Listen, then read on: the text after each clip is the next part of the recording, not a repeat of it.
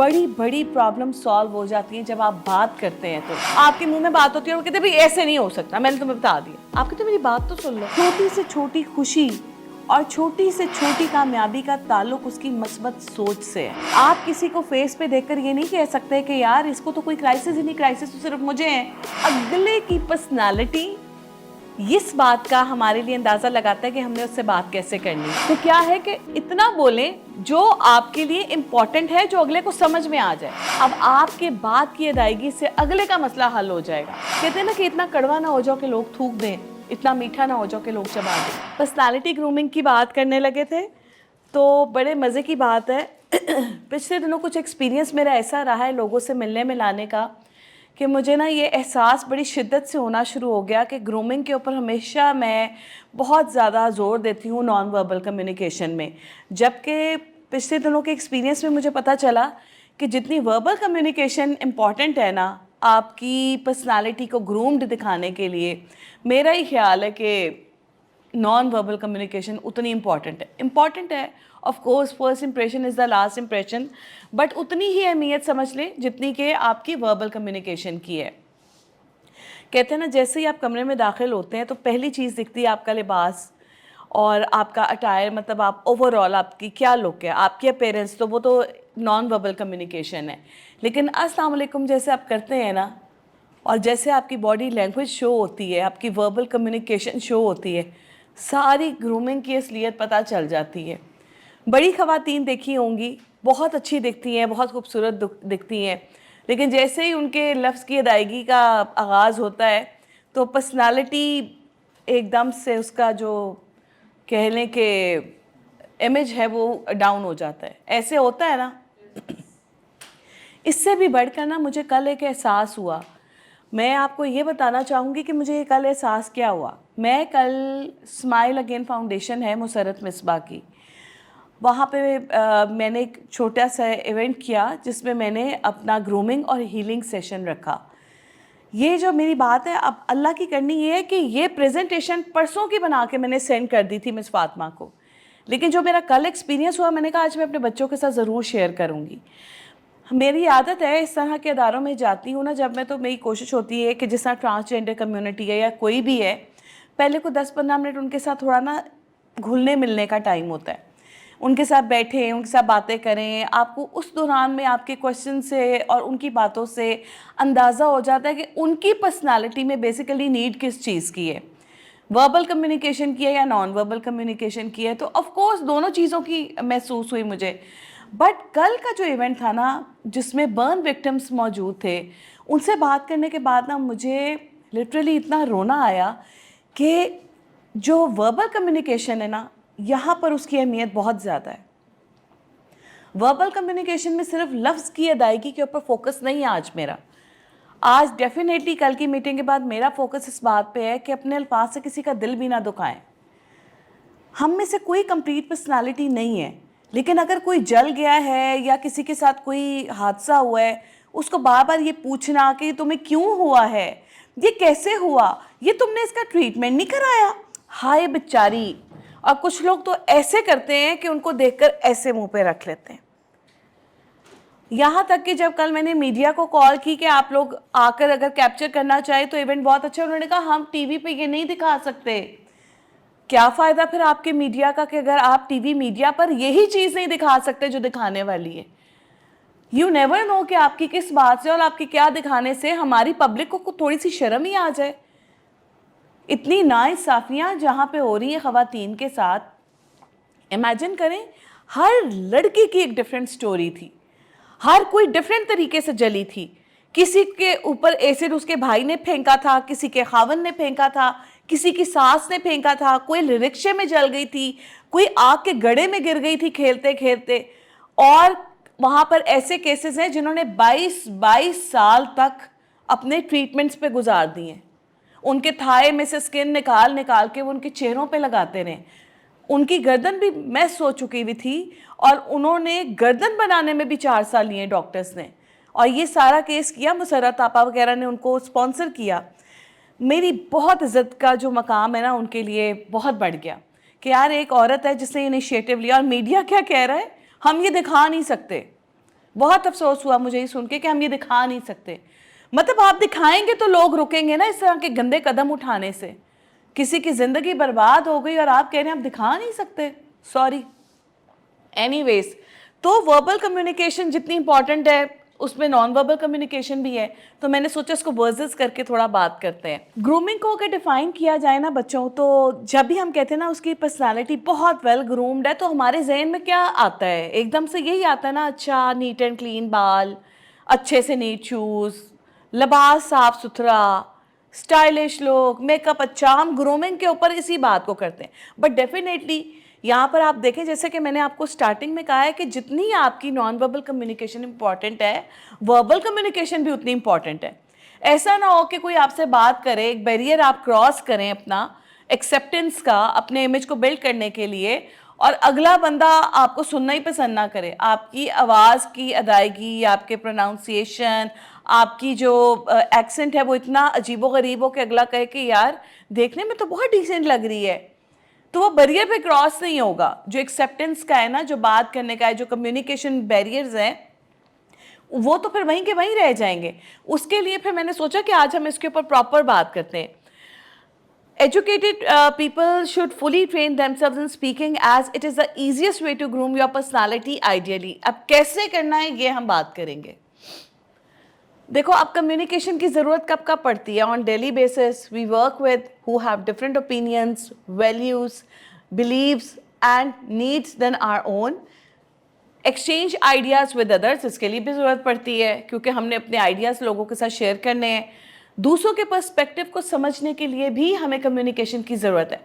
आप किसी से सवाल नहीं करेंगे, बात को आगे नहीं बढ़ाएंगे, तो आप पर्सपेक्टिव समझ नहीं पाएंगे, किसी का ओपिनियन, किसी का आइडिया समझ नहीं पाएंगे। प्रॉब्लम्स को सॉल्व करने के लिए बड़ी बड़ी प्रॉब्लम सॉल्व हो जाती हैं जब आप बात करते हैं तो। और ये एक आर्ट है कि दो लोगों की अगर लड़ाई हो रही है तो बीच में अगर आपको किसी ने कहा है आप आइए देखें क्या हो रहा है, अब आपके बात की अदायगी से अगले का मसला हल हो जाएगा। सोचो फिर आपका कितना होता होगा। ऐसे ही है। सो जनाब, ये सारी जो चीज़ें मैंने आपको बताए हैं ना, ये बहुत ज़्यादा इम्पॉर्टेंट हैं कि आप दूसरे के साथ बात कैसे करते हैं। सो इन जगह पर आपको कम्युनिकेशन की ज़रूरत पड़ती है। Am I missing any point? कोई बच्चा बताए कि और कम्युनिकेशन की ज़रूरत कहाँ पड़ती है? टू डेवलप ट्रस्ट, क्रेडिबिलिटी, या बहुत अच्छा पॉइंट है, ज़बरदस्त। बिल्डिंग रिलेशनशिप,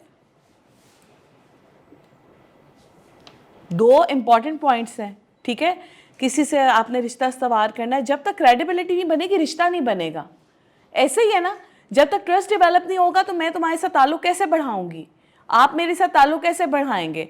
तो उसके लिए भी कम्युनिकेशन की कितनी ज़रूरत पड़ती है, और लर्निंग के लिए कम्युनिकेशन की कितनी ज़रूरत पड़ती है ना। हाउ पीपल एनालिसिस, ठीक है। Verbal communication with your non verbal communication. Of course लोग आपको जज करते हैं, और जज करते हैं टू बेसिस के ऊपर कि आपकी जो वर्बल कम्युनिकेशन है और नॉन वर्बल कम्युनिकेशन है वो कैसी है। सो लोग आपको उस पर जज कर लेते हैं कि आप कितने एजुकेटेड हैं, आपका सोशल इकोनॉमिक स्टेटस कैसा होगा, आपकी फैमिली बैकग्राउंड क्या होगी, और ये सारी चीज़ें जज की जाती हैं इन बेसिस के ऊपर। Verbal communication with your non-verbal communication, behaviors that express messages without use words। क्या कहा है मैंने? behaviors that express messages without use words। आपने लफ्ज़ इस्तेमाल नहीं किए, लेकिन आपका बिहेवियर जो है वो आपके मैसेज को एक्सप्रेस कर रहा है। ये क्या है? सॉर्ट ऑफ बॉडी लैंग्वेज है।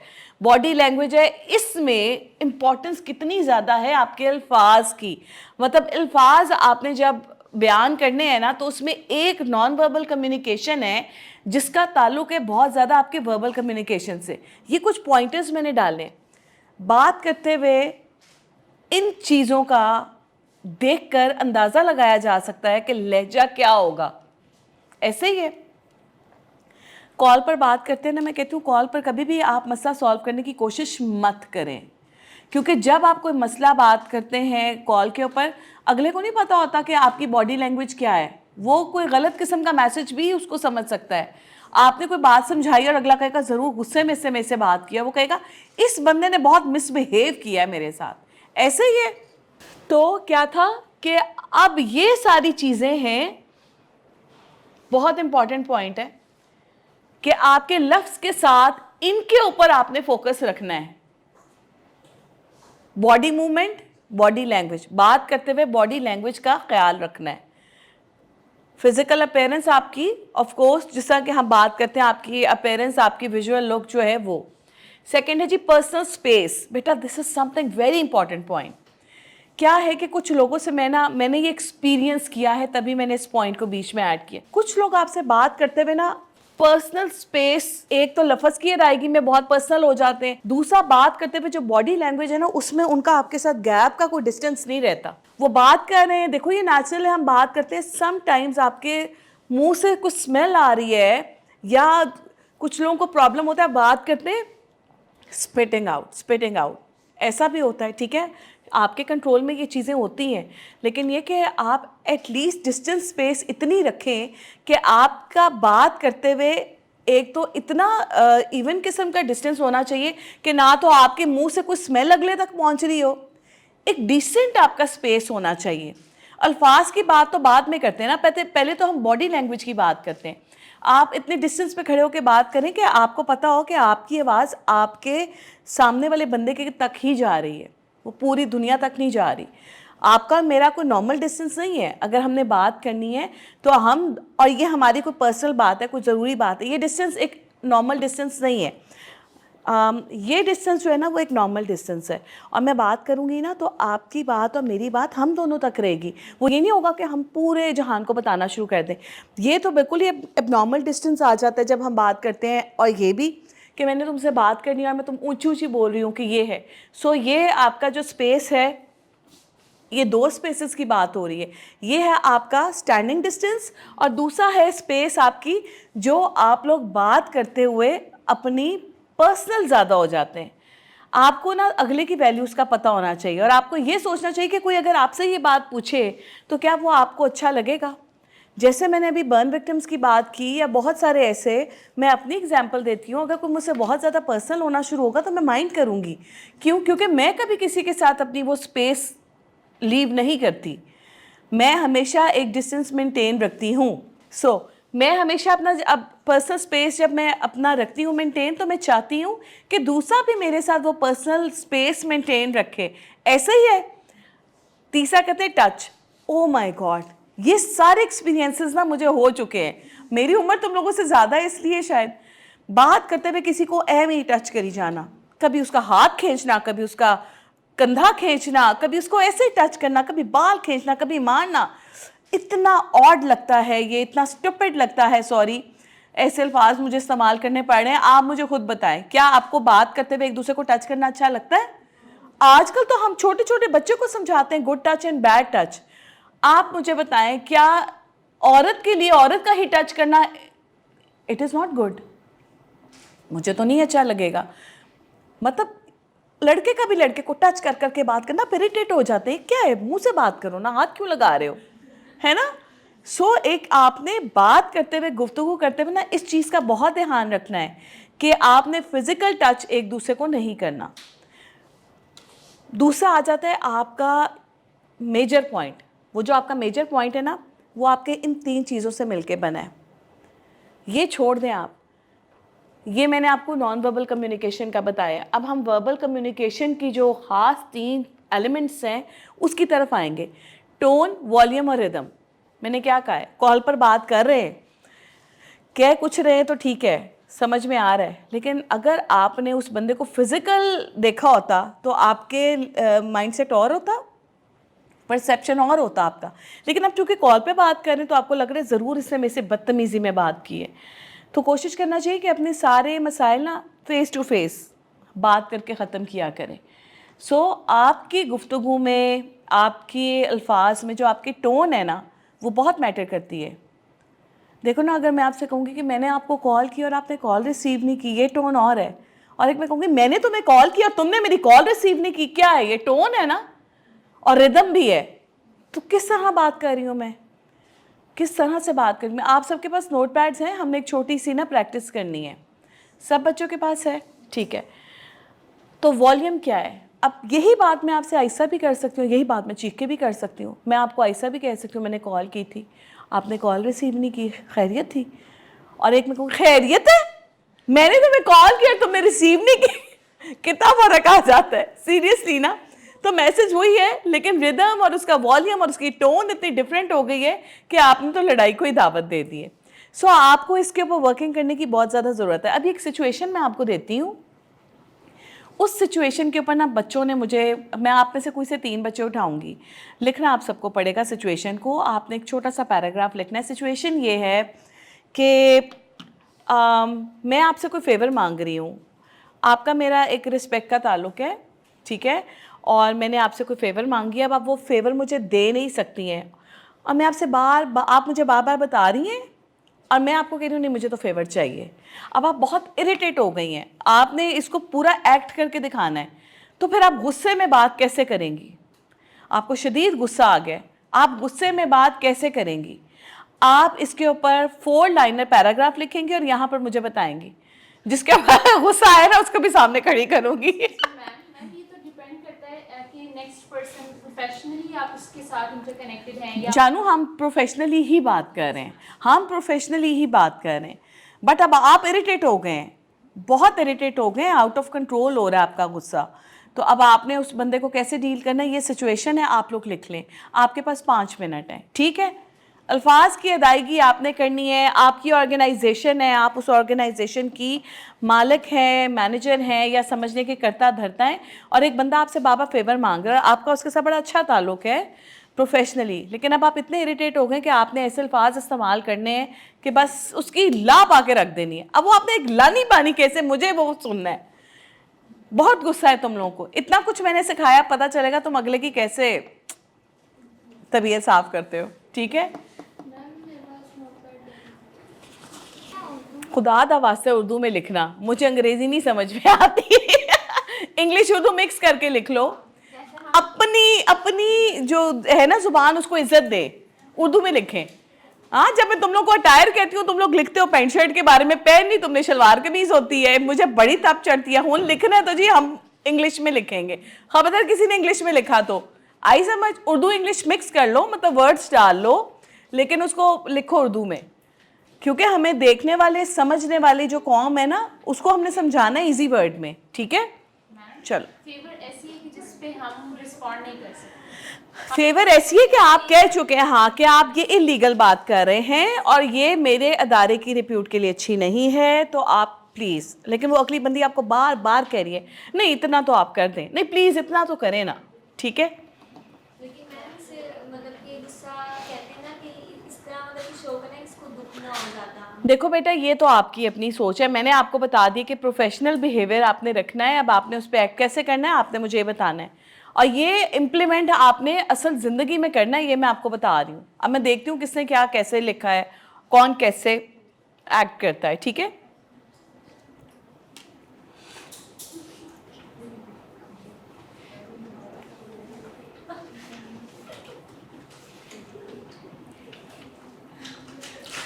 तुम दोनों को नहीं मेरे साथ साथ खड़ा करना। तुम दोनों से तो एक दूसरे में गुस्सा भी नहीं होगा। किसको खड़ा करूं मैं तुम्हारे साथ, सोच रही हूँ तुमसे मैंने जरूर सुनना है। हाँ पक्का हो गया, चलो लिखो। बस मेरा दिल का शरारती बच्चों से तो लाजमी मैंने पूछना होता है। अच्छा अच्छा लिख लो सारे, हो गया बेटा, आप आओ और आप आ जाओ, ठीक है।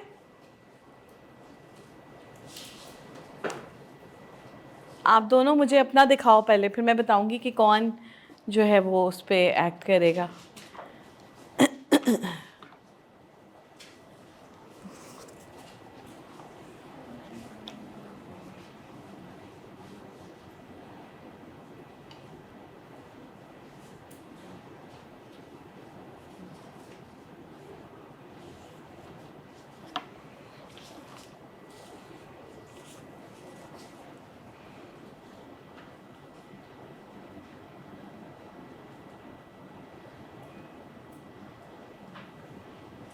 दोनों का इंटरेस्टिंग है।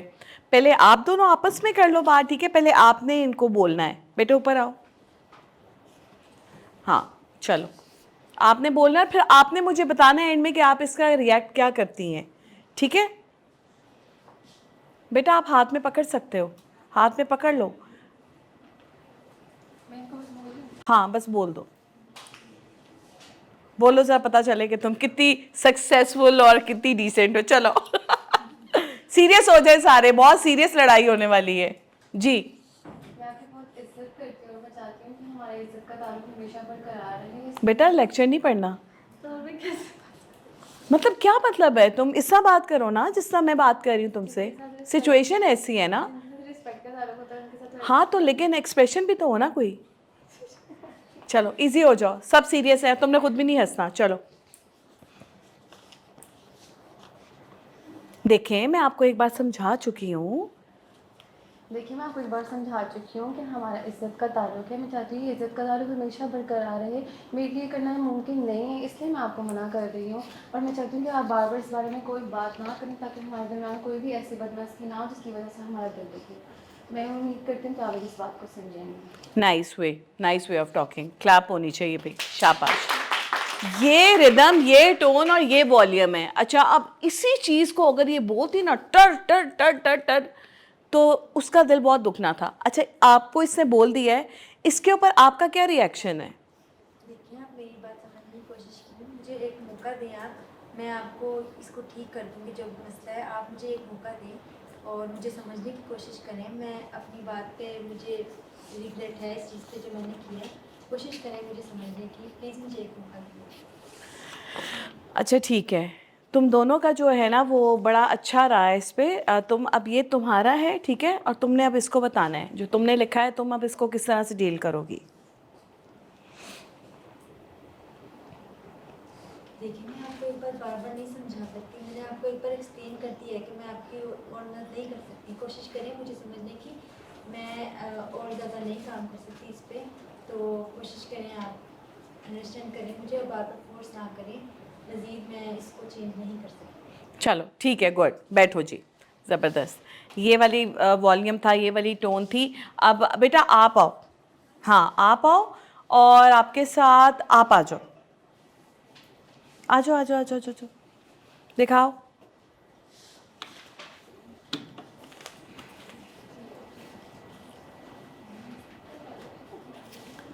अच्छा गुस्से में मैंने कहा है कि गुस्से में बोलना है, सोए हुए नहीं बोलना है, ठीक है? उसने वर्ड्स इस्तेमाल अच्छे किए लेकिन वो गुस्सा लग नहीं रहा, ठीक है? वो अब मैं आपको आपके बेस पे जज करूँगी, आपने बताना है आपको गुस्सा आएगा तो अब आप कैसे बात करेंगी। देखिए बेशक मैं इसके इदारे की मैनेजर हूँ, लेकिन हम अपनी कंपनी के जो असूलों को आनी है उसके खिलाफ नहीं जा सकते। तो माजरत के साथ ना कोई फेवर नहीं दे सकती, और मैं पानी फमाता है एक ही बात बाबर ना करें, क्योंकि मुझे दुख होता है कि मैं आपको बाबर इनकार कर रही हूँ, क्योंकि ये मेरे इख्तियार में नहीं है। मुझ पर और भी जिम्मेदारियाँ हैं, तो प्लीज़ मेरा अपना मसाया ना करें। आप मेरे बहुत काबिल इज्जत है, लेकिन माजरत के साथ अगर मेरे इख्तियार में तो मैं आपकी सोच करती हूँ। ठीक है बेटा, अब आप आओ, आप इधर ही खड़े रहो, आप आओ। Yes, thank you, nice, very nice, शाबाश। हमेशा अपनी टोन और अपनी रिदम को जो है ना फोकस में रखना है, कितना भी गुस्सा हो। बेटा अब आप बताएं, यू आर वेरी सक्सेसफुल, आप बहुत ज़्यादा एजुकेटेड हैं, आप बहुत ज़्यादा डिसेंट हैं। आपने कभी भी, किसी बच्चे ने इस बात को ना अपने पल्ले से नहीं छोड़ना। आपको कितना भी गुस्सा आ जाए, आपकी मोहब्बत कितनी भी नफरत में बदल चुकी हो, लेकिन तमीज़ का दायरा आपने नहीं छोड़ना। बेटा अब आपने करना है एक्ट इसके साथ, और उसके बाद ये करेगी आपके साथ। आप आ जाओ। थैंक यू बेटा, प्रोफेशनल लगना चाहिए। मेरी सिचुएशन ऐसी है कि मेरी फ्रेंड मुझसे फेवर मांग रही है, जो मेरी कुलीग है, जो मुझसे पैसे फ्रेंड नहीं है वो आपकी, आपका प्रोफेशनल उसके साथ टर्म्स हैं, और आप उसके बारे में अच्छी ओपिनियन रखती हैं, लेकिन इस दफ़ा उसने आपको इरिटेट कर दिया बार बार एक फेवर मांग के, जो कि आपकी ऑर्गेनाइजेशन के लिए पॉसिबल नहीं है। देखिए मैं आपको बार बार ना एक बात नहीं समझा सकती, क्योंकि हमारा रिलेशन ख़राब हो जाएगा। और एक फेवर अगर मैं आपको दे सकती होती तो मैं आपको पहली बार ही कहने पे दे देती।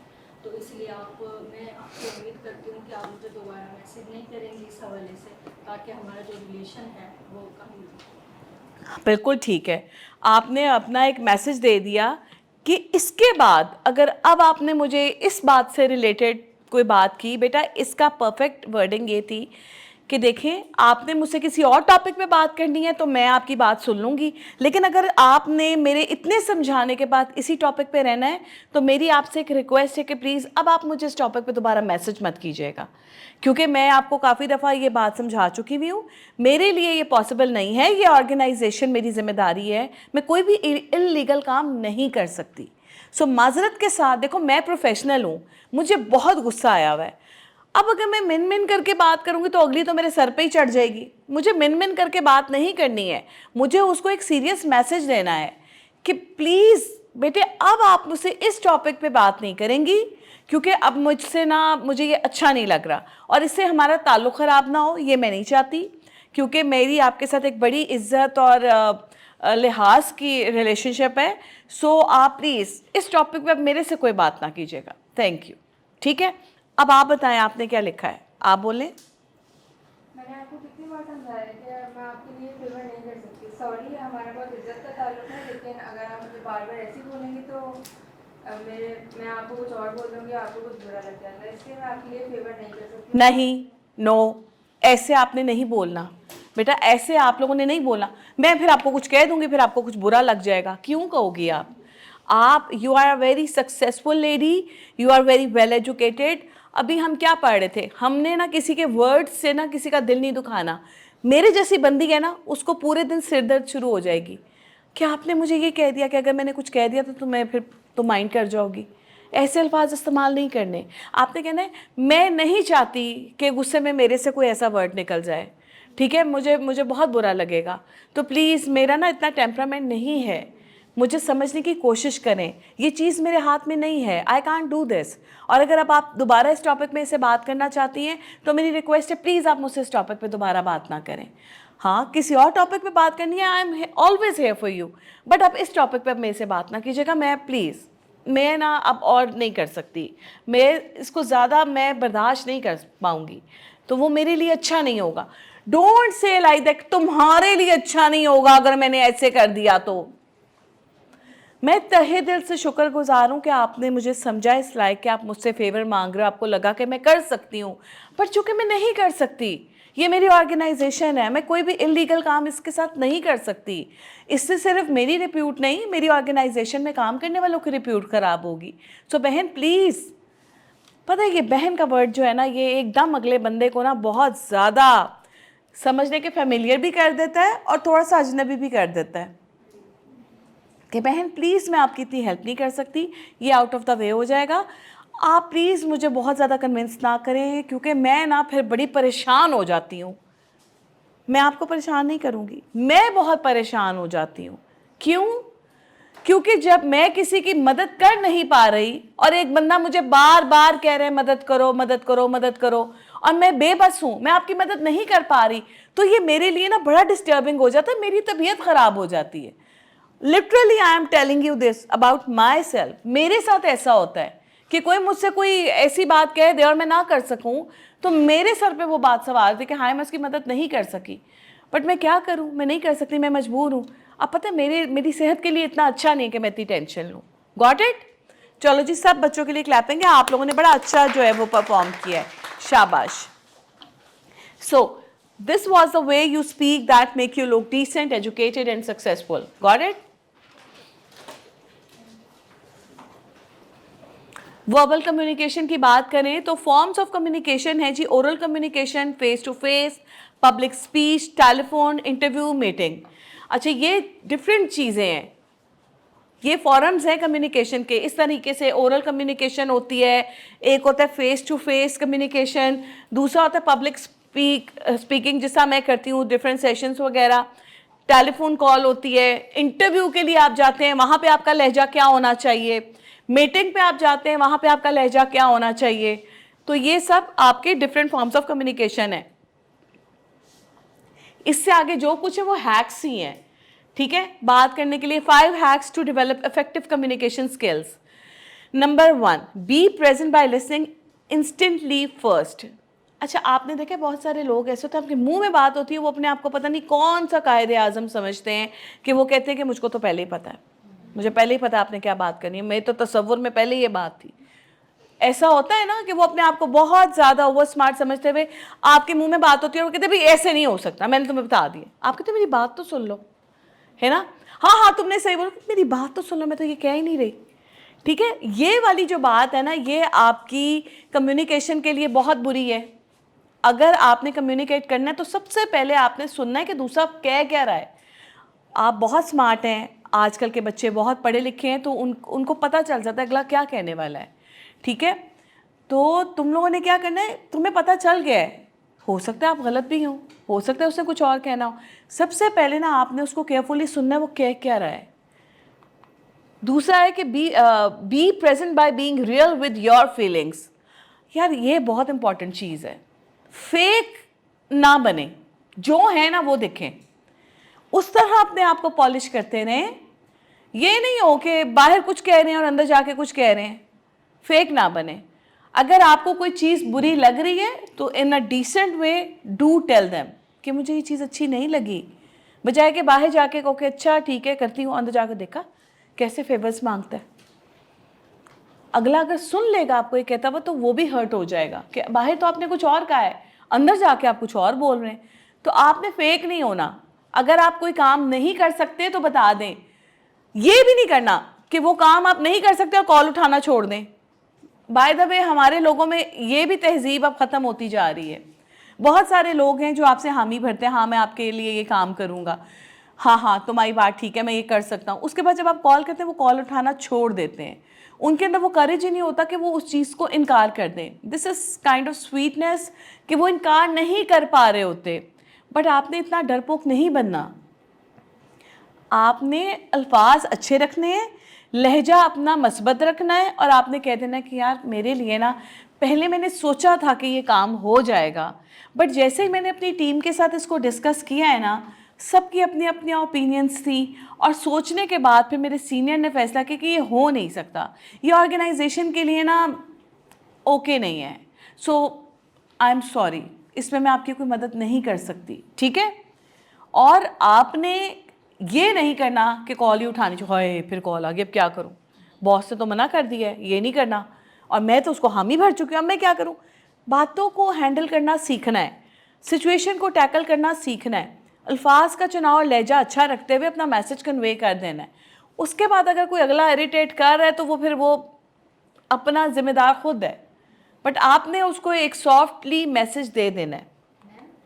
लेकिन कुछ लोग होते हैं कि फिर भी उनको बुरा लग जाता है, फिर भी नाराज हो जाते हैं। अल्टीमेटली हम खुद हर्ट। देखो हम लोग तो, हाँ ये हमारा मसला है कि हम लोग फिर खुद एंड में हर्ट हो रहे होते हैं कि ये हो गया। ये देखो मैंने तो सोचा एक इनिशिएटिव लेना चाहिए जो हम सबको समझाएं। ये बात सिर्फ आप अपने आप को सब्जेक्टिव समझ के नहीं करें, अपने आप को ऑब्जेक्टिव समझ के भी इसको थोड़ा सा अंडरस्टैंड करें। ज़रूरी नहीं है कि ये काम आप करें, हो सकता है आपके ऊपर अप्लाई भी हो रहा हो। मैं बहुत सारे सेशंस में बच्चों को अगर ये समझा रही हूँ, हो सकता है, देखो आपने सबसे पहले अपने ऊपर काम करना है। आप छोड़ दें अगर अगले की फीलिंग्स हर्ट हो रही हैं और जबकि आपको पता है आपने बड़े प्यारे लहजे में बात की, बार बार सुने। आप किसी को भी अपना वॉइस मैसेज सेंड करने से पहले 3 दफ़ा ना अपना लहजा चेक करें कि आपने क्या, आपको कितना भी गुस्सा हो, बेटा गुस्से में आपने वॉइस मैसेज नहीं करना। आपने सुन लिया, आप इरिटेट हो गए, आप मोबाइल साइड पे रख दें, आप पानी पिए, अपने आप को ठंडा करें, थोड़ी अपनी अटेंशन डाइवर्ट करें, उस बंदे के बारे में सोचना शुरू करें कि इस वक्त वो किस सिचुएशन में होगा। कुछ बच्चे होते हैं जिनको जॉब्स में टारगेट मिले होते हैं, उन्होंने वो काम करना होता है और उनकी जॉब ना चली जाए इस डर में वो बड़ी बेवकूफ़ियाँ मार जाते हैं। सिर्फ अपने बारे में नहीं सोचना, अगले के बारे में भी सोचना है। ठीक है, आपने सिर्फ अपने ऊपर काम करना है और उसके बाद आपने उसको ना किसी टाइम पे, अगर वो आपका अच्छा करीबी दोस्त है, उसको बैठ के समझाना है कि यार मैं तो ये क्लासेस लेती नहीं हूँ ना, तो मेरे अंदर पेशेंस आ गया है। देखो मैं कल कहीं बैठ के बात कर रही थी, यंग एज होती है ना जो तुम लोगों की एज है, इसमें मैंने तो बड़ी बेवकूफ़ियाँ की। गुस्सा आया नौकरी छोड़ दी, गुस्सा आया निकाल दिया, गुस्सा आया बात ही नहीं की, गुस्सा आया एक्सप्रेस कर दिया, तुमने मुझे ऐसे क्यों कहा। मैंने वक्त के साथ सीखा है, मुझे ये सेशंस नहीं मिले हुए। अब पता है मेरे अंदर क्या नौबत आ चुकी हुई है, मुझे गुस्सा आता है ना, आपको 100 मसाइल होते हैं, घरों में भी आपको मसाइल हो रहे होते हैं, ख़ास तौर पे जब आपकी शादी हो जाती है, आपका लाइफस्टाइल थोड़ा चेंज होता है, तो तब सिचुएशंस डिफरेंट हो जाती हैं। तो मेरे ऊपर ऐसा भी वक्त आया है कि जब मैं एक्सट्रीम गुस्से में थी तो मुझे जाकर पानी के छींटे मारने पड़े, मुझे पानी का ग्लास पीना पड़ा। ये मैंने सीखा है वक्त से। मुझे कल ना एक बड़ी प्यारी हमारी एंकर हैं, होस्ट हैं, आफ्ताब इकबाल साहब के साथ शो करती हैं। कल सुबह सुबह मैं उठी ना, तो मेरा एक छोटा सा ये इवेंट था स्माइल अगेन का। मैंने जैसे स्टेटस पढ़ना शुरू किए तो अरूबा का मुझे बड़ा ही प्यारा स्टेटस नज़र आया। उन्होंने कुछ ऐसा लिखा था कि इंसान की छोटी से छोटी खुशी और छोटी से छोटी कामयाबी का ताल्लुक़ उसकी मस्बत सोच से है। समझ रहे हो आप? ये बात थी बड़ी गहरी, मेरे दिल को बहुत ही लग गई। मैंने अपने कल के सेशन में इसको इस्तेमाल भी किया। मुझे ये बात बहुत अच्छी लगी कि लोग देखो, अल्लाह ताला आपको तब नवाजता है जब आप उसकी ब्लेसिंग्स पे उसका शुक्र अदा करते हैं। लेकिन जब आपको वो देता जाए, नवाजता जाए, छोटी छोटी खुशी को आप कहें तो बड़ी छोटी सी है, इससे ऐसा क्या, मुझे तो ज़्यादा चाहिए। भाई ज़्यादा भी मिल जाएगी, पहले छोटी खुशी पे तो खुश होना सीख लो। तो क्या है कि मस्बत सोच। अब ये जो मस्बत सोच है ना, ये हर चीज़ में इसका इम्प्लीमेंट होता है। ये जो मैंने अभी आपको सिचुएशन दी थी, इसमें मस्बत सोच का बहुत इंपॉर्टेंट रोल है। हर चीज़ में, ज़िंदगी के हर कदम पे आपको मस्बत सोच का जो है ना फ़ायदा होता है। तो सबसे पहले मस्बत सोच रखें। आप देखें कि अगला आपको किस सिचुएशन में ये मैसेज कह रहा है। गुस्से में आपने रिप्लाई नहीं करना, थोड़ी देर के बाद करना है, उसकी सिचुएशन को समझें। देखो, हम लोगों को नहीं बदल सकते, बट हम अपने आप को तो बदल सकते हैं ना, और हम करीबी दोस्तों को भी बदल सकते हैं। फिर कभी आपके उसके साथ बैठक हो ना, या आप उसी वक्त उसको कह दें कि देखो, तुम ना प्रोफेशनल लाइफ में हो, मैं तुम्हें ना दोस्त होने के नाते, बहन होने के नाते मैं तुम्हें एक ना सजेशन दूंगी। ये जिस रवैये से तुम मुझे बार बार मैसेज कर रहे हो ना, ये प्रोफेशनल नहीं है। इससे तुम्हारे प्रोफेशनल करियर में बहुत ज़्यादा प्रॉब्लम्स आ सकती हैं। वो आपकी बात नहीं सुन रहा, आपने उसको मना किया, वो बार बार आपको टेक्स्ट कर रहा है, अब आप उसको समझाने की तरफ आ जाएं। देखो, मैं तो तुम्हारी दोस्त हूँ, मैंने तो तुम्हें सुन के माफ़ कर दिया, लेकिन अब अगर तुम बार बार यही बात करी जाओगे तो मैंने तो लिहाज कर लिया है, लेकिन अगले बंदे को तो तुमने मजबूर कर दिया ना कि वो तुम्हारे ऊपर गुस्सा निकाले, फिर ऐसे तुम भी हर्ट होगे। और बिलीव मी कि जो किसी को कुछ कह रहा होता है ना, हर्ट वो भी खुद होता है। आप कब इजहार करते हैं? जब आपको गुस्सा आता है। तो आप ये देखें कि सिर्फ अगला बंदा गुस्से में नहीं है, आपने सामने वाले को भी गुस्से में ला दिया। तो अगले का बिहेवियर क्या है? रद्द अमल है, उस चीज़ का रिएक्शन है जो आपने उसके दिमाग और दिल में भर दी है। गुस्सा भर दिया और कह रहे हो तुम गुस्सा क्यों कर रहे हो? नो, अगले को समझने की कोशिश करें। Always not there for you, everybody is busy in their life. हर किसी के प्रोफेशनल मसाइल हैं, ऐसे ऐसे ऑफिस के मसाइल होते हैं जो आपको खुद ही हैंडल करने पड़ते हैं। कोई आकर आपको सिखाता नहीं कैसे हैंडल करो। हाँ, कोई दोस्त मिल जाए तो बड़ी बात है। दोस्तों के साथ कनेक्टेड रहना क्यों ज़रूरी है?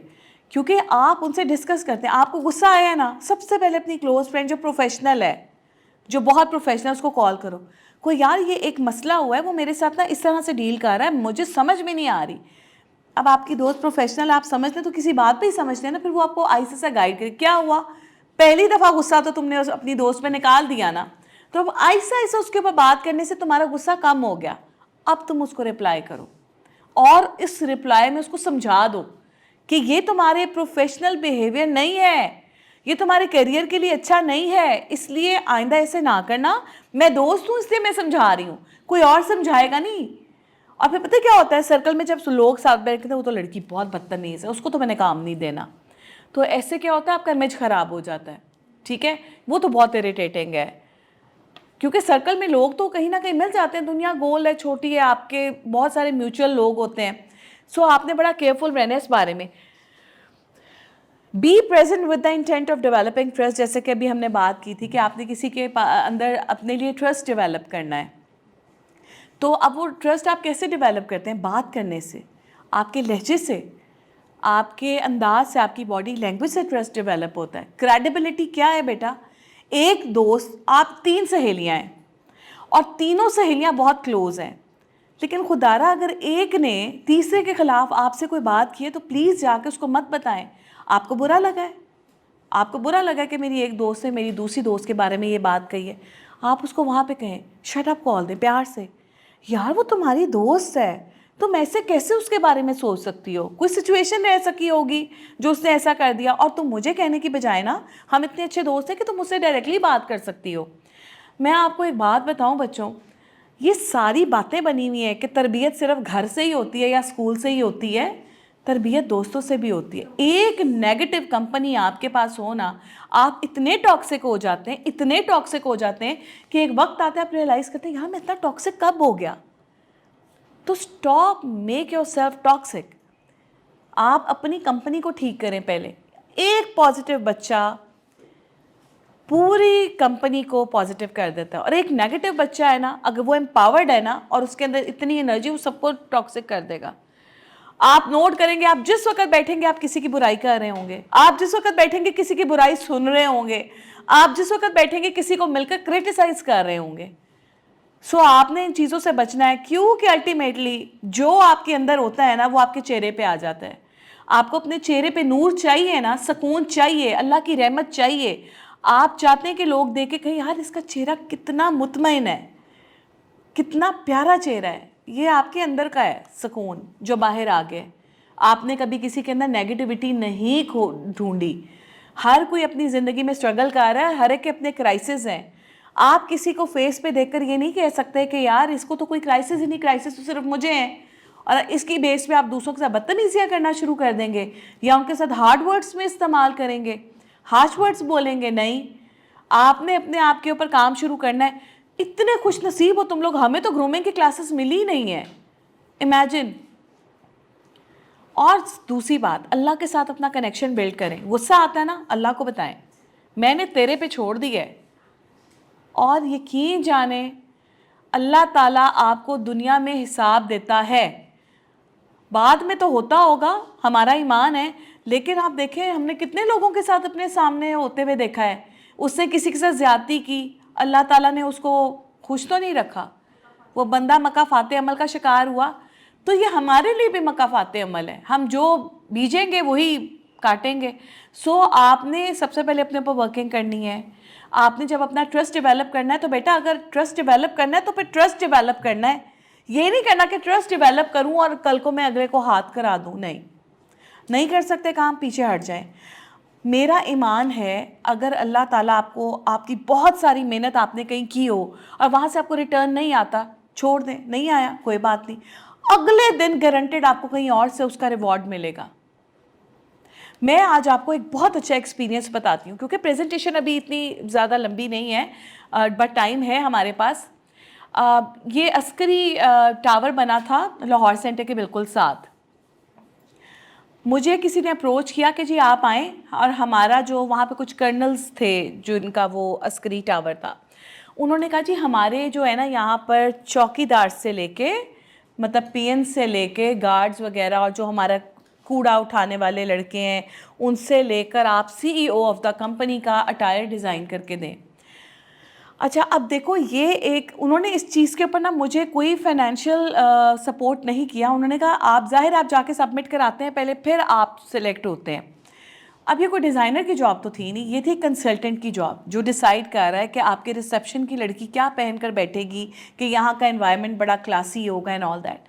अच्छा, for that project I hired graphic designer. मैं उसके साथ बैठी, हमने एक हफ़्ता साथ बैठकर, जैसा मैं अपने कॉलेज से जाती थी उसके पास बैठती थी और उसके साथ बैठकर मैं वो डिज़ाइन करती थी कि क्या कलर होना चाहिए, फ़लाने का क्या होना चाहिए, फ़लाने का। एक हफ़्ते की मेहनत थी, ज़्यादा नहीं थी, लेकिन वो मेहनत बहुत ज़्यादा थी, और मैंने अच्छी खासी अमाउंट उस ग्राफिक डिज़ाइनर को पे की, क्योंकि ये मेरा चॉइस है कि मैं उनसे पैसे चार्ज नहीं कर रही, ये उनका एक रूल होगा। लेकिन जो ग्राफिक डिज़ाइनर है ये उसका रूल नहीं है, वो मुझे काम करके दे रहा है और मैं उससे काम कर रही हूँ। मैं उसको ये नहीं कह सकती मुझे नौकरी मिलेगी तो मैं तुम्हें दूंगी। दूसरों को यूज़ करना मैंने कभी सीखा नहीं, अल्हम्दुलिल्लाह। तो मैं कहती हूँ मुझे नुकसान हो जाए, ये मैं कोई अपनी तारीफ़ नहीं कर रही, ये मेरा एक मेरी ज़िंदगी में अल्लाह ताला ने मुझे एक बड़ी नेमत से नवाजा है कि मेरी सोच थोड़ी सी अच्छी है। बच्चों, मैंने काम किया और मुझे इस चीज़ के बारे में यकीन दिलाया गया था पहले दिन से कि मैं ही एक कैंडिडेट हूँ जो इस चीज़ के लिए काम कर रहा हूँ। कुछ दिनों के बाद हमारा एक फ़ैशन शो था, हम सारे दोस्त हैं वहाँ पे इकट्ठे हुए। तो जो मैं एक छोटे से कॉलेज से फ़ैशन डिज़ाइनिंग पढ़ी हुई हूँ, मैं किसी बड़ी यूनिवर्सिटी या कॉलेज से नहीं पढ़ी हुई, बट मेरा एक्सपीरियंस बहुत ज़्यादा रहा है क्योंकि मैं फ़ैशन डिज़ाइनिंग पढ़ने से पहले ही डिज़ाइनर बन चुकी थी और मैं एग्जीबिशंस वगैरह लगाती थी। सो मेरा एक्सपीरियंस, मुझे सब लोग बहुत रिगार्ड करते थे फ़ैशन फील्ड में। तो जब मैं एक गैदरिंग में गई और वहाँ पर मैंने बहुत एक्साइटेड अपने फ्रेंड्स को बताया कि मुझे, तुम्हें पता है, अस्करी टावर से कॉल आई थी, मैं उनके लिए काम कर रही हूँ। तो मेरे एक फ्रेंड ने कहा कि तुम काम कर रही हो, ये कैसे? तो थोड़ी देर मैंने देखा वो किसी के साथ कान में कुछ डिस्कस कर रहा था। तो उस बंदे ने कहा कि तुम इससे डिस्कस कर लो ये बात। तो वो बंदा मुझे कहने लगा कि मैंने देखा कि वो काफ़ी देर तक डिस्टर्ब रहा। फिर उसने मुझे कहा कि मैंने तुमसे कुछ डिस्कस करना है, तो तुम प्लीज़ मुझसे मिल के जाना। उसको था कि फ़ैशन शो हो रहा है, सब लोग एंजॉय कर रहे हैं, तो मैं पहले ही इस बेचारी को डिस्टर्ब ना कर दूँ। उसने मुझे कहा कि यार इन लोगों की तो रिप्यूट अच्छी नहीं है, तुम वहाँ पे क्यों गई? मैंने कहा रिप्यूट इन अ वे, मैंने कहा वो तो मुझे परसों इस्लामाबाद भेज रहे हैं, उन्होंने कहा है कि यहाँ पे आपका ओके हो गया, अब आप अपनी असाइनमेंट लेकर इस्लामाबाद जाएंगे। और उन्होंने कहा आप अस्करी टावर आ जाएगा, आप अपने भाई को भी बेशक साथ ले जाएं, आप इंटरव्यू देकर वापस आ जाएं। तो मैंने कहा कि ये मेरी तो बात यहाँ तक पहुँची है। उसने कहा वो तुम्हें नहीं भेजेंगे, वो तुम्हें बुलाएंगे, बिठाएंगे और तुम्हें कहेंगे कि रिजेक्शन आ गई है तो आप जा सकते हैं। मैंने कहा यार ऐसे कैसे हो सकता है? और मैंने रोना शुरू कर दिया क्योंकि मैं छोटी भी थी और मेरी मेहनत बड़ी लगी थी, मेरे पैसे बहुत लगे थे। उससे मुझे कहा तुम सारी बातें छोड़ के मुझे बताओ वो असाइनमेंट अभी तुम्हारे पास है कि उनके पास है? मैं कहा वो तो मैं उनको दे चुकी हूँ। उससे कहा फिर तुम्हारी कभी सिलेक्शन नहीं हो क्योंकि तुमने आइडियाज़ शेयर कर दिए। मैंने सर पकड़ के बैठ गई और मैंने रोना शुरू कर दिया। फिर जब मैं घर आई तो my mother made me so positive, कोई ये तो किसी ने कहा है ना, अल्लाह जानता है, आप किसी की बातों में नहीं आ सकते, आप फुल कॉन्फिडेंटली जाओ और जाकर देखो। जब मैं वहाँ पर पहुँचती हूँ तो मैं देखती हूँ मेरे अलावा 3 डिज़ाइनर और बैठे हुए हैं। तो मैं कहती हूँ उनसे कि आप यहाँ पे क्या करने आए हैं? उन्होंने कहा कि हम डिज़ाइनर हैं और हमारी असाइनमेंट्स अंदर गई नहीं है और कुछ ही देर में हमारा इंटरव्यू है। मैंने उन्हें कहा मगर इन्होंने तो मुझे कहा था कि इनकी डिज़ाइनर मैं होने वाली हूँ। तो उनमें से एक लड़के ने हंस के मुझे कहा, हम सबकी बड़ी बाय द वे बहुत अच्छी दोस्ती हो गई बाद में और अब हम सब साथ काम कर रहे हैं। ये अल्लाह है जो आपके लिए सबबुल अस्बाब है। हम मिले, मैं उनको नहीं जानती थी, उन्होंने मुझे इतने फाइनेंशियल बेनिफिट्स दिए, मैं उनको बहुत शुक्रिया अदा करती हूँ। अब हम इकट्ठे टीवी चैनल्स पे भी जाते हैं और हमने कहीं फैशन शो करना होता है वो मुझे आगे करते हैं कि तुम साथ चलो। हमें एक दूसरे की वजह से बहुत सारे फाइनेंशियल बेनिफिट्स हुए। सो जब मैं वहाँ पे जाती हूँ और जब ये सारे राज खुलते हैं तो मैं उनको बताती हूँ। उन्होंने कहा इन्होंने तुम्हें भी ये बोला है? मैंने कहा हाँ। थोड़ी देर बाद एक खातून आती हैं और वो आके कहती हैं जी गाड़ी बाहर खड़ी हुई है और आप 3 लोग इकट्ठे इस्लामाबाद जाएंगे, बिकॉज़ मेरा भाई भी साथ था। तो उन्होंने कहा कि 3 ऑफिशियल लोग साथ जाएंगे और आप लोग चले जाएं, गाड़ी बाहर है और आप लोग इंटरव्यू दे के वापस आएंगे। थोड़ी देर बाद वो वापस आके कहती है कि हमने ड्राइवर को बता दिया है और आप लोग मिलकर जो है ना पेट्रोल डलवा लीजिएगा। We said what is this so unprofessional कि हम आपकी वजह से जा रहे हैं, आप कह रहे हैं पेट्रोल डलवाएं और हम लोग तो अभी कॉलेज यूनिवर्सिटीज़ में, तो हम कैसे पेट्रोल के पैसे देंगे? तो उन्होंने कहा नहीं वो तो आपको देना पड़ेगा। मैंने कहा आप लोगों ने तो हमें पहले नहीं बताया, मेरे तो नहीं पर्स में इतने पैसे। तो अब आप देखें इस्लामाबाद जाने के लिए जो पेट्रोल आपको चाहिए वो 14-15 हज़ार का तो डेफिनेटली होगा, यानी 5 अभी जॉब आपकी लगी नहीं है और आपको ये हो जाता है। वो कितने अच्छा वेट करें, हम आपको बताते हैं। हम बैठते हैं, उसके बाद वो कहते हैं आप ऐसा करें कि हम आपको आप देखें धोखे भी इस लेवल के होते हैं, हम आपको ना कॉल कराते हैं, वीडियो कॉल पे आपका इंटरव्यू होगा तो यहीं पे आपकी सिलेक्शन हो जाएगी। अब हम सारे बारी बारी अंदर जाते हैं, वीडियो कॉल पे हमारा जो है वो हो जाता है इंटरव्यू और खातून बाहर आके थे आई एम सॉरी आप सबकी रिजेक्शन हो गई, आप लोग जा सकते हैं। अच्छा, अब मैं ना उन दिनों ट्रैवल करती थी इस पे ऊबर शूबर पे, मैं लिटरली पूरे रास्ते ना डुस रोती हुई गई कि मेरे साथ क्या हुआ है। मेरा भाई मुझे इशारे करे बिहेव योरसेल्फ, क्या हो गया तुम्हें, इतनी बड़ी हो कि तुम डुस रो रही हो। और मैं रो रही थी क्योंकि उसको क्या पता, क्योंकि मेहनत तो मेरी लगी थी। मैं पूरे रास्ते रोती हुई आई। इमेजिन करो मैं घर आई तो मेरी माँ मुझे देख के थी, माँ सदके क्या हुआ है? तो मेरे भाई ने बताया कि जी माँ ये हुआ। कि तुम लोग तो इतनी जल्दी इस्लामाबाद से आ गए। उससे कहा हम तो गए ही नहीं, ये हुआ। अच्छा, अभी मैं रो रही हूँ तो मेरी माँ ने कहा तुमने सुबह से कुछ नहीं खाया, तुम बैठो मैं तुम्हारे लिए ना कुछ लेके आती हूँ, तो रिलैक्स हो जाओ। अच्छा, अभी वो मुझे समझा रही हैं, किचन में खड़ी होकर समझा रही हैं और मैं इधर टीवी लाउंज में बैठ के रो रही हूँ और सख्त नाउम्मीद कि अल्लाह ताला ने मेरे साथ अच्छा नहीं किया। अल्लाह ताला देखे कितना कारसाज है। I do event management as well, ठीक है। मुझे ना मेरे एक पुराने जानने वाले की 4 साल बाद कॉल आती है, उसने मुझसे पूछा समन आजकल आप कर रहे हो इवेंट्स वगैरह? मैंने कहा हाँ, आपको पता है मुझे इस तरह आ जाते हैं, मैं बीच में कर लेती। तो कहते हैं यार बहुत बुरा फंस गया हूँ। मैंने कहा हुआ क्या है? उसने एक बड़े इवेंट मैनेजर का नाम लिया और बोला कि यहाँ पे ना फ़ेज़ 4, मैं फ़ेज़ 1 में रहती हूँ DHA में, और वो फ़ेज़ 4 बनता है। फ़ेज़ 4 में ना एक कैफ़े ओपन हो रहा था जिसकी सारी पेमेंट उठा के ना फ़लाँ इवेंट मैनेजर को दे दी थी। अब क्या हुआ कि वो इवेंट मैनेजर था इस्लामाबाद में और उसका कहीं हो गया एक्सीडेंट। उसने कॉल करके कह दिया जी मैं तो नहीं आ रहा, आप ये इवेंट खुद कंडक्ट करें, बस एक दिन बीच में, और परसों जो है ना वो ओपनिंग है, और वो ओपनिंग है बेला फॉला कोई कैफ़े खुल रहा था, तो वो उसकी ओपनिंग है और हमारे पास ना काम करने के लिए कोई बंदा नहीं है जो हमें इवेंट को प्रॉपर्ली मैनेज कर दे। पैसे हमारे टेबल पे पड़े हुए हैं, हमें चाहिए बंदा। तो मैंने उन्हें कहा बंदा तो नहीं है, बंदी मैं आपको दे सकता हूँ, तो क्या आप आ सकती हैं? मैंने उससे कहा कि आप लोकेशन भेजे, मैं आती हूँ। मैंने फ़ोन रखा, मैंने फिर रोना शुरू कर दिया। मेरी अम्मी मुझे कहती है क्या मसला है तुम्हारा, तुम्हें ना गम रास आता है ना खुशी, तुमने फिर रोना शुरू कर दिया है। मैंने उन्हें कहा नहीं अब की बार ना ये खुशी के आंसू है कि मुझे यकीन नहीं आ रहा कि अल्लाह ताला इतना रहीम और करीम है कि मेरी वहाँ से कुछ नहीं हुआ तो यहाँ से। आप इमेजिन करते हैं, मैंने चाय भी नहीं पी, मैंने नाश्ता भी नहीं किया, क्योंकि मुझे वहाँ से दोबारा कॉलेज जल्दी आ जाए, हम बैठे हुए हैं।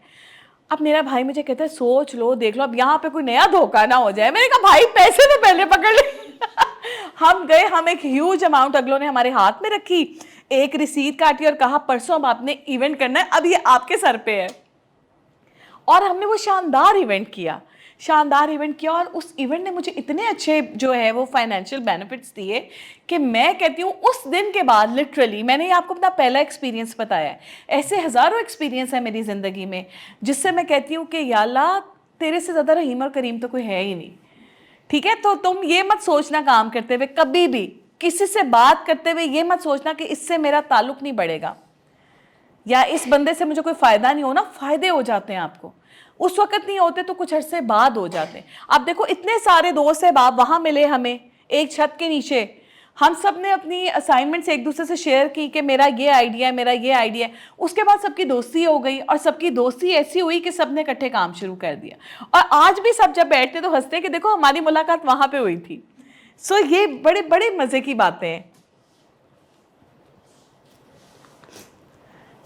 B present by speaking in the positive, ये तो हम लोगों ने बात कर ली है कि आपने पॉजिटिव रहना है। ठीक है, B present with your body language, जैसे कि मैंने आपको बताया कि आपने जब बात करनी है तो अपनी बॉडी लैंग्वेज को नहीं छोड़ना। ठीक है, आपकी बॉडी लैंग्वेज जो है वो शो करती है कि आप बहुत एक्टिव हैं, प्रेजेंट हैं, आपके माइंड के साथ साथ आपकी बॉडी एक्ट करती है। तो आपने कोशिश करना है कि आप अपने फिजिकल अपीयरेंस के साथ साथ आपकी बॉडी लैंग्वेज भी बहुत ज़्यादा पॉजिटिव हो। How to improve your communication skills, know the person you are talking to. बेटा ये तो बहुत इंपॉर्टेंट चीज़ है, जिससे बात करनी है तो ज़रा ध्यान कर लीजिएगा बात किससे कर रहे हैं। अपनी वालदा से कर रहे हैं, अपनी सहेली से कर रहे हैं, वालिद साहब से कर रहे हैं, भाई से कर रहे हैं, या अपने बॉस से बात कर रहे हैं। सो आपने और किसी बच्चे से कर रहे हैं, बच्चे के साथ आपने देखा है जब हम लोग किसी बच्चे को ट्रीट करते हैं, आओ मेरा बेबी का हाल है, हम उसके साथ उसके जैसे हो जाते हैं। ऐसे ही है ना। अच्छा ये ऑटोमेटिकली है कि जब आप किसी बच्चे के साथ बात करते हैं, अगले की पर्सनालिटी इस बात का हमारे लिए अंदाज़ा लगाता है कि हमने उससे बात कैसे करनी है। सो ये बड़ा मैटर करता है। और ये अब तुम देखो अपने आप को, तुम ऑब्जेक्ट बनाओ, सब्जेक्ट तुम्हें उस वक्त ट्रीट करेगा जैसे तुम दिख रहे हो, जैसे तुम बात कर रहे हो। रिएक्शन कब आता है? जब आपने बदतमीज़ी की होती है। तो जब आप किसी के साथ मिसबिहेव करेंगे तो आप क्या एक्सपेक्ट कर रहे हैं कि जो अगला बंदा वो आपसे प्यार से बात करेगा? नहीं ना। सो हम always treat others like they are. So आपने क्या करना है कि ये देख लेना है कि जिस तरह आप चाहते हैं कि कोई आपसे बात करे वो बन जाए। Take note of body language, take note of body language, जिसमें आपको मैंने पीछे कहा है कि be present with your body language, कि आपकी बॉडी लैंग्वेज कैसी है वो। और दूसरा, अब जब आप दूसरे के साथ बात करें तो अगले की भी बॉडी लैंग्वेज देख लें। जैसे कि मैंने अभी आपको कहा था ना, मैं तुम्हें कॉल कर रही थी और तुमने फ़ोन नहीं उठाया, ये मेरी बॉडी लैंग्वेज है और ये अच्छी नहीं है। अगर मैं से कहूँगी मैं आपको कॉल कर रही थी और आपने फ़ोन ही नहीं उठाया, खैरियत थी, अब देखो ज़मीन आसमान का फ़र्क है बॉडी लैंग्वेज में। तो ये है बॉडी लैंग्वेज। अब जब बात हुई है, लेकिन जब मेरी बॉडी लैंग्वेज चेंज हो गई और मेरा लहजा ही चेंज हो गया, तो लग रहा है ना कि मैंने कुछ गलत किया है। सो आपने इसके ऊपर भी काम करना है। Read your messages before sending, ये आई टोल्ड यू ना, कई बार पढ़ो किस लहजे में बात किए, उसका इम्पैक्ट क्या होगा। गेट टू द पॉइंट, से less but make sure your message is potential. मतलब इसका मतलब पता है क्या है? इसका मतलब ये है कि आपने जो कहा है ना, ये मैं भी आपको एक रूल बताऊंगी आगे, कि आप थोड़ा बोलें लेकिन मीनिंगफुल बोलें। Record and watch your self speaking, आपने प्रैक्टिस करनी है। अपने इंटरव्यू पे जाने से पहले अपने घर में शीशे के आगे खड़े होकर ना, आपने माई सेल्फ जो है ऐसे आपने वहाँ पे खड़े होकर बोलना है, आप कौन है। आपको पता है जब आप इंटरव्यू के लिए जाते हैं तो वो अपना सीवी, आपका सीवी अपने सामने रखते हैं और कहते हैं कि जी आप ब्रीफ करें आप अपने बारे में।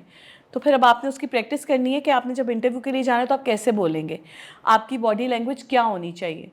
ठीक हो गया? इंटरव्यू के लिए जाना है तो बोलने का अंदाज़ ये नहीं होगा कि बॉडी लैंग्वेज, हाथ कांप रहे हैं, चीज़ें गिर रही हैं और पता ही नहीं है, कभी बाल ठीक हो रहे हैं, कभी ऐसे सो रहे हैं, सोच रही हूँ ऐसे करूँ कि ऐसे करूँ, ऐसे करूँ कि ऐसे करूँ, ऐसे नहीं होता भाई।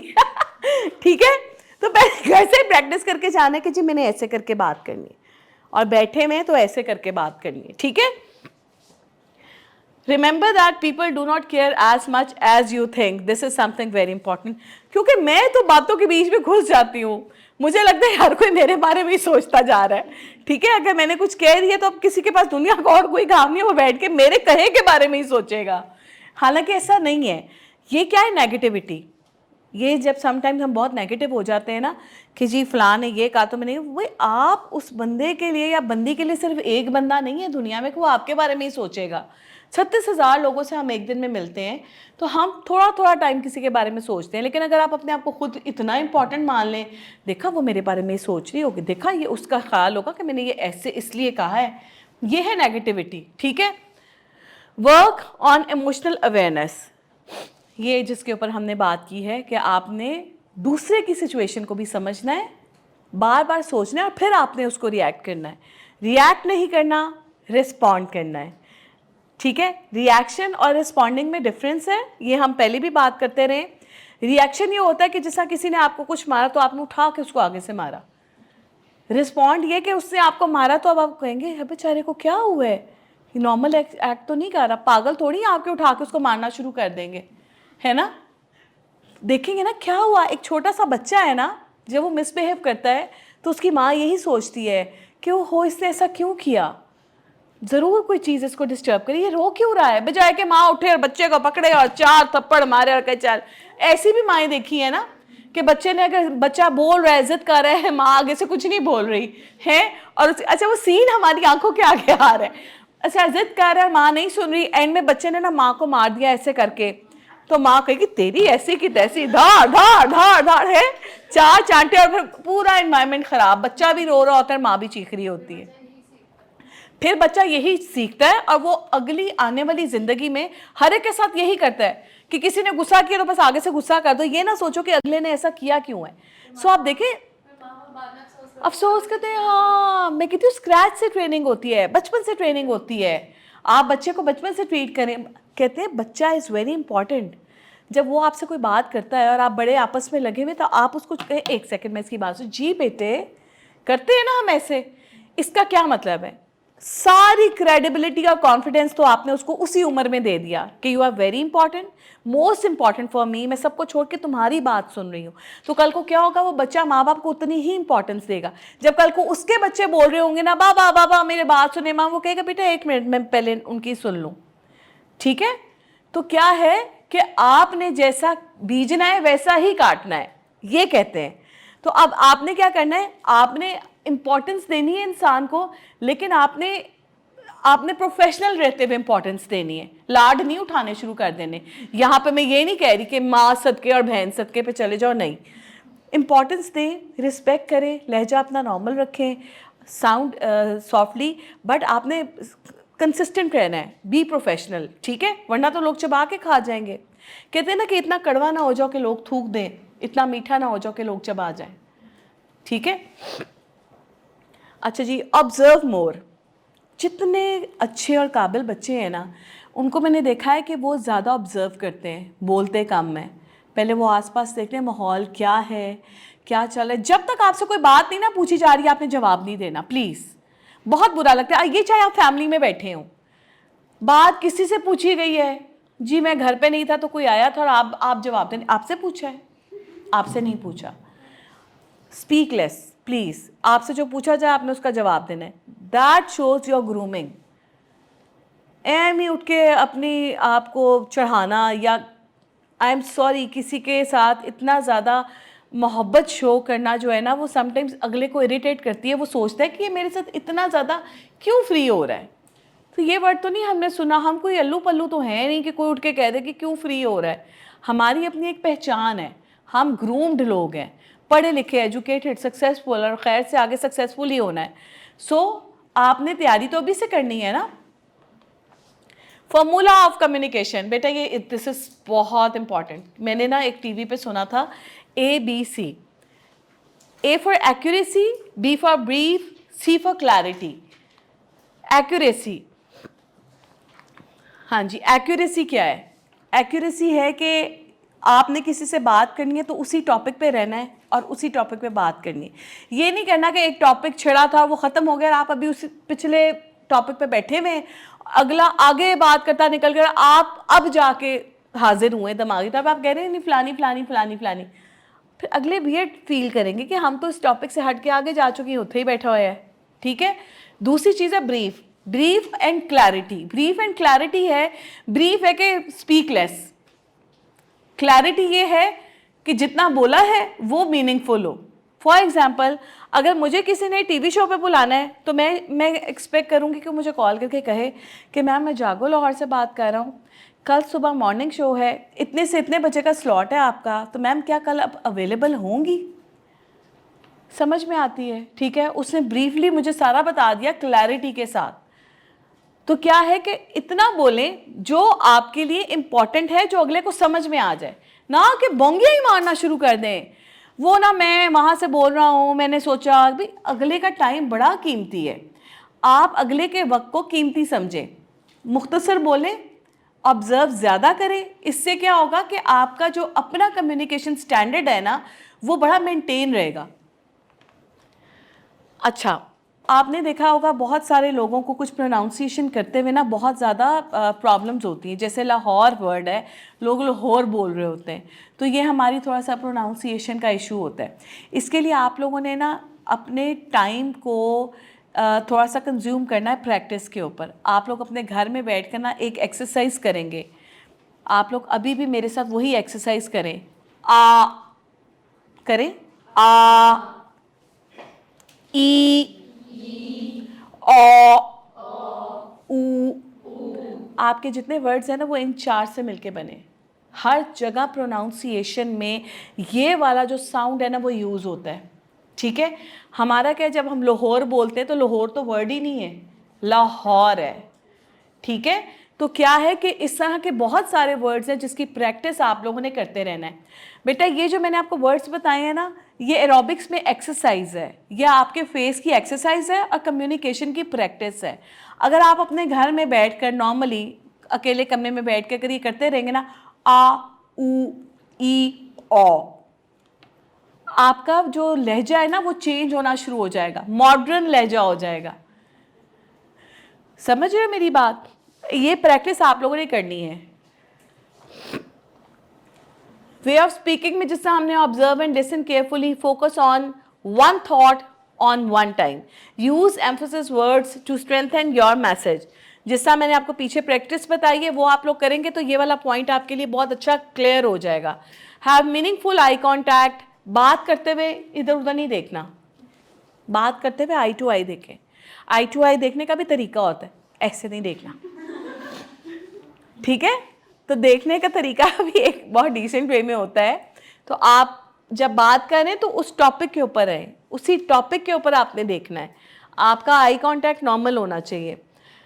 टॉक विद योर हैंड्स, बात करते हुए बहुत ज़्यादा भी हाथ नहीं हिलाना। ठीक है, ऐसे से भी नहीं करना शुरू कर देना, वो भी बड़ा ऑकवर्ड लगता है। लेकिन ये कि बात करते हुए आप थोड़ा सा कभी कभी हाथ को मूव कर सकते हैं। That shows that you are very confident. Say it like you mean it, look like you mean it. ये बॉडी लैंग्वेज है। जो आप बोल रहे हैं ना, वो अगला जज कर रहा होता है कि जो आप कह रहे हैं वो आप सही कह रहे हैं, वो आपकी बॉडी लैंग्वेज बता दी। मैं कोई बात कर रही हूँ, मेरी आंखें ऐसा सजा रही हूँ, तो पता चले तो मैं झूठ बोल रही हूँ, कुछ छुपा रही हूँ, कुछ तो गलत बोला है मैंने। ऐसे ही है ना। Make sure you are breathing relaxed. मैं आपसे बात कर रही हूँ, आप भागते हुए आ रहे हैं या आप तेज से सीढ़ी चढ़ के आए और आप खड़े होकर बोल रहे हैं। आप 2 मिनट के लिए डिसेंट वे में कह सकते हैं, एक्सक्यूज मी, मैं ज़रा सांस ले लूँ, कोई फ़र्क नहीं पड़ेगा। ठीक है, कोई फ़र्क नहीं पड़ेगा अगर आप कह दें कि मैं यार प्लीज़ 2 मिनट।